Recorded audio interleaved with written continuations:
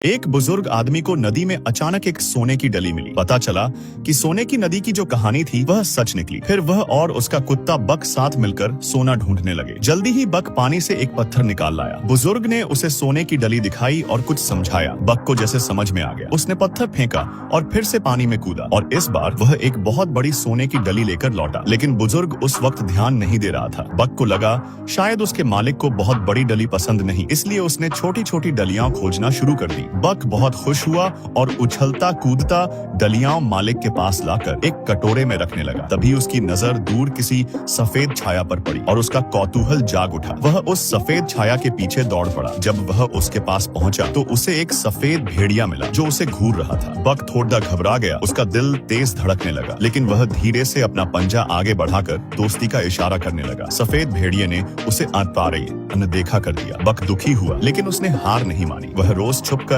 पहाड़ी से सफेद भेड़िए को देखता रहता। एक दिन भेड़िया अपने झुंड के साथ शिकार पर निकला। उनका निशाना एक जंगली सुअर था, लेकिन जैसे ही एक भेड़िया हमला करने बढ़ा, उसका पैर फिसला और वह तेज बहती नदी में गिर गया। उसने किसी तरह एक सूखी लकड़ी को पकड़ लिया, लेकिन पानी बहुत तेज था और वह बाहर नहीं आ पा रहा था। नीचे एक खाई थी, अगर वह वहां गिरता जाता। भेड़ियों का झुंड किनारे पर खड़ा कुछ नहीं कर पा रहा था। तभी अचानक एक बड़ा सा शरीर शायद भेड़िए के पास से छलांग लगाकर नदी में कूदा। वह बक था। उसने अपने शरीर से सूखी लकड़ी को सहारा दिया और डूबते भेड़िए को बाहर निकाल लिया। बक खुद भी थक कर गिर पड़ा, लेकिन उसने भेड़िए की जान बचाई। इस बहादुरी से न केवल उसे सफेद भेड़िए की स्वीकृति मिली, बल्कि पूरा भेड़िया झुंड उसे अपनाने लगा। अब वह उनके साथ खेलता, शिकार करता और जीता। बुजुर्ग को अब रोज ताजा शिकार खाने को मिलता।